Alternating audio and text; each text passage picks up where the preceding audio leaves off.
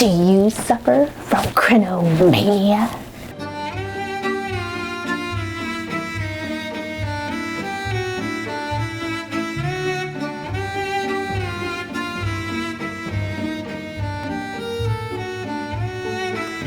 Hi everyone, and welcome back to my channel. And on today's video, we are going to be solely talking about the crinoline, perhaps the most hated garment of its time. Which is interesting to me because when you think of, at least in modern society, when others slam historical garments, the crinoline isn't one of their top garments to slam into. In fact, I think it kind of has a positive look on it. A lot of people think of, Disney princesses, that beautiful Southern belles. It's kind of got this whole regal idea around it. And the truth was, during its time, when it came about, it wasn't very well accepted in society. A lot of people didn't like it. It had a lot of negativity around it and, well, quite frankly, irritation. So in doing my research, I dug up a lot of the source material I dug up was not positive, it wasn't even neutral.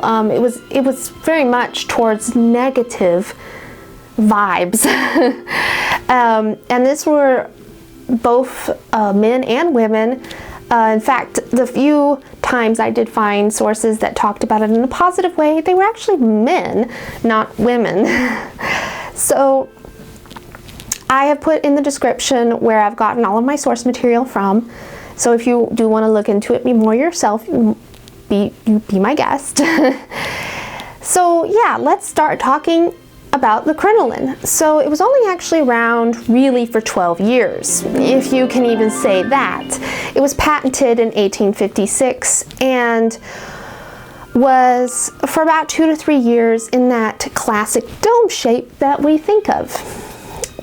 Which is interesting, considering that that shape only lasts about 2 to 3 years.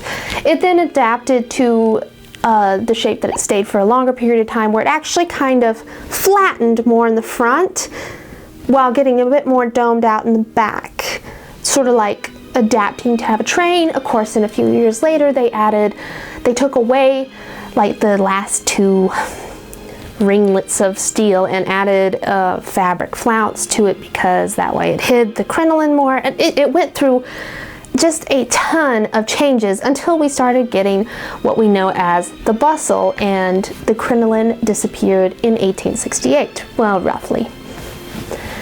So for only being around for 12 years, people slammed it pretty hard. From magazine articles to journalists to fashion expose things, and of course even some personal letters. Source materials were not nice to this garment. So there are plenty of articles that implied the crinoline caused quite a ruckus in everyday society. One article implies that architecture of buildings had to be totally redesigned so that more than one lady could get in them with her huge caged petticoat.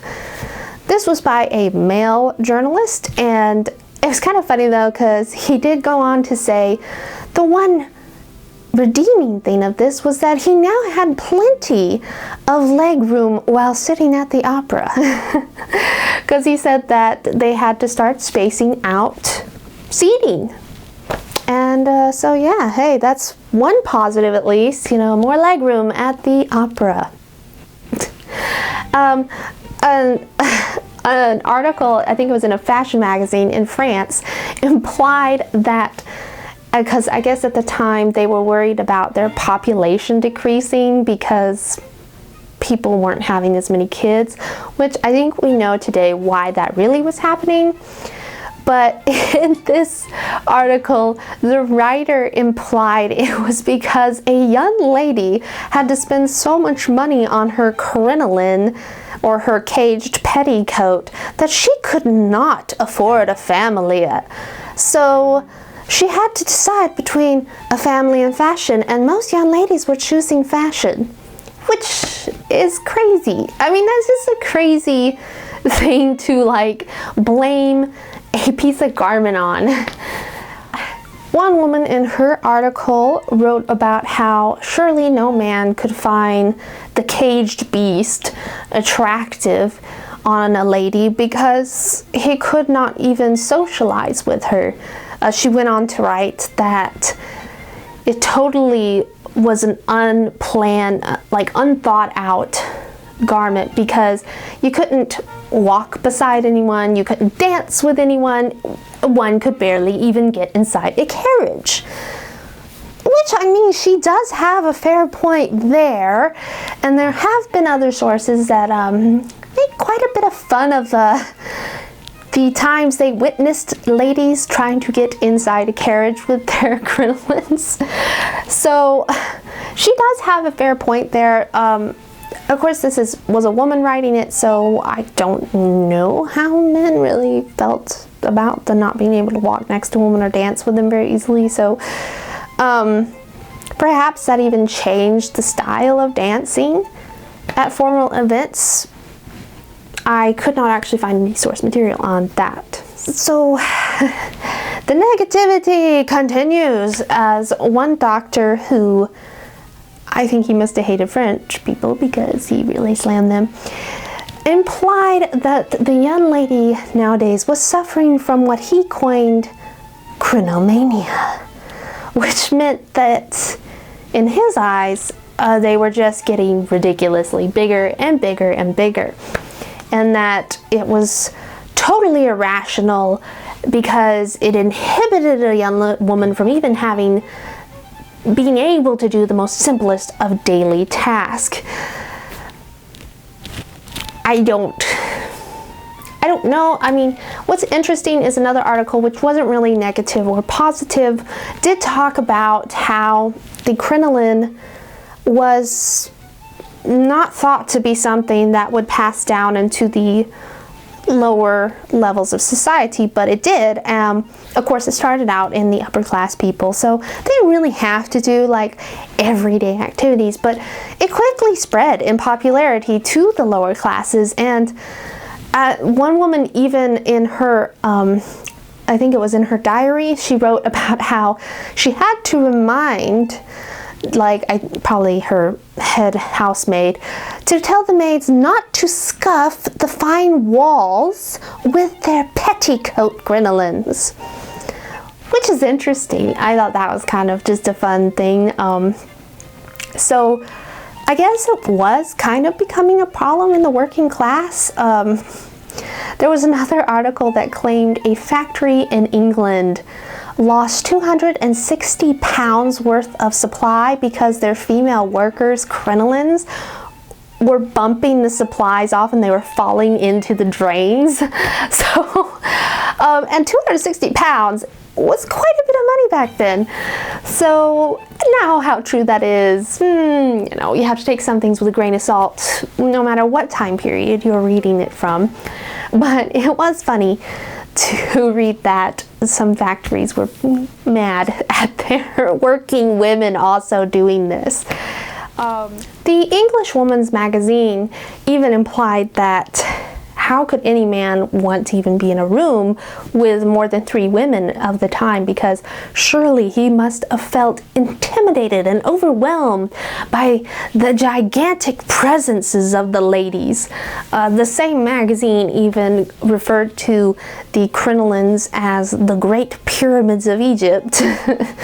So I actually almost think that it was worse received with women because, well, in numerous reasons, it was not really thought of as being that ladylike. And I go into another source material, which was written by a Mr.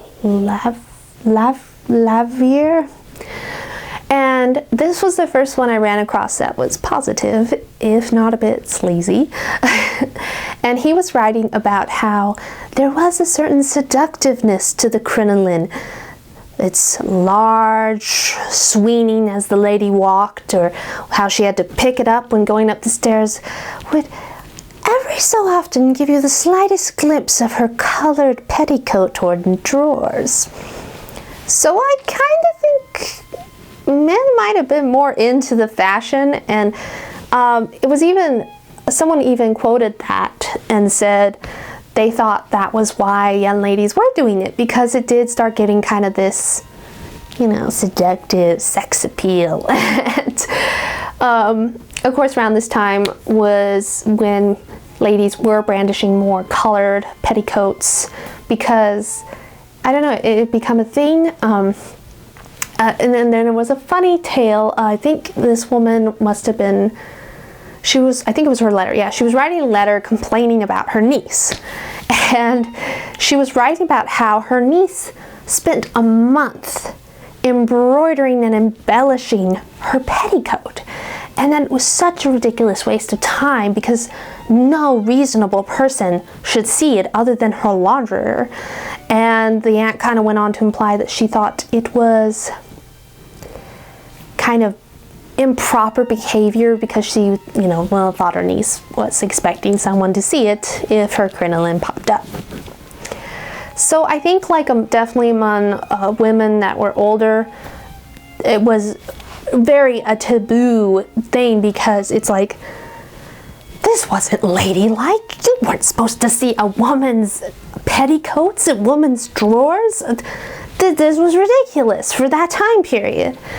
And of course there were many funny accidents that were recounted by people. One, of course, was was at a party, and the party guests, you know, the lords and ladies, whatever, were playing some parlor games, and at one point a certain lady toppled over because I think she must have, I couldn't quite understand the wording, but it sounded like her foot got caught in the lower ring of the crinoline, and she tripped and she fell over, and all of her crinoline and petticoats flopped up. And they said, thank goodness she was wearing tartan knickerbockers. And it was apparently displayed quite well to a young gentleman who was at the party. So they didn't think she'd lived that down. Another woman recounted when she was in the countryside and that she saw the most ridiculous display of women wearing crinolines out there. And sure enough, being in the countryside and high fashion doesn't always agree with each other. Long story short, a ram was acting rambunctious, started running around, got loose, and the woman panicked, thinking that he was going to hit her. So she kind of reared back and like kind of tried to lift her crinoline, and the ram's horns caught into it and pulled her down, and like she got dragged through the mud for a while and everything. So yeah, don't wear your crinoline out around wild animals, or, you know, farm animals even. Source material is yet another man who does like the crinoline. He talks about how he admits that he partakes in the devilish joy of pushing young ladies on swings these days, ever hopeful of the glimpse of her petticoats beneath her caged crinoline. So I think this was a fashion not so well received by, you know, pretty much any woman that was in her late 20s and older. Now, I may be wrong about this, and I have to find the source material because it's been a while since I read this, but I do actually believe that Queen Victoria herself hated the crinoline. I don't think that was a fashion she liked, and maybe this is why it didn't even last that long, because a lot of people looked to Queen Victoria to set the standards, especially in England. So yes, the last source material that I'll mention is in 1865, when the crinoline was pretty much almost gone and definitely was out the door or was on the way out the door in fashion. There was even a poem written about how, like, celebrating the end of the crinoline phase. So, I mean, of course, this is only my opinion, but I kind of think the crinoline might have been the most hated garment of its time, which, like I said, is interesting because we just don't see it that way in our modern society. But a lot of these people had really good points. It was, even now, an impractical garment. And I'm not talking about like the oversized ones, like the one that you see in the joke photograph that I know I've seen passed around many times on Facebook and my sewing groups. I'm just talking in general about the regular size crinoline. And I can see its advantages and disadvantages as a garment, and you're always going to see that, but it was just very interesting to me to do this research and find out that people didn't like it. It wasn't well received, and yeah, so in my opinion, I think this might have been the most hated garment in history. Of course, you can form your own opinion if you find, you know, do your own research or whatever into it, but I found it just fascinating, absolutely fascinating, and I absolutely love that term, Crinomania. Like, can we like start hashtagging that term, Crinomania? Of course, I do look forward to hopefully this year making my own crinoline or caged petticoat so that I may start dabbling in the realm of 1860s garments. So as always, I hope you enjoyed this video. Please don't forget to subscribe and click that notification bell. And yeah, I'll see you guys next time.